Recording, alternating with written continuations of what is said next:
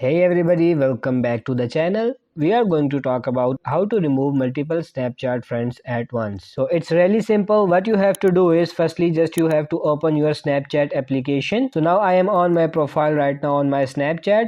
So to get there, all you do is click on your profile icon at the top left hand corner. You can scroll down a little bit underneath friends. I can hit on my friends. There is no way if I had these three dots to have option to multiple deletes. There is no way to highlight and delete all with Snapchat just like most other social media platform. You can't just mass delete people. You would have to hold down and their name and then hit remove friend underneath block, and you have to do that for each and every one of them. So the only way to mass delete people is to delete your Snapchat application completely and then start over fresh. That's the only way right now to do it. There is no way around it. So simply that's how you can just remove multiple Snapchat friends at once. So I hope you found this video helpful for you. If it is, let me know in the comment section. Thank you.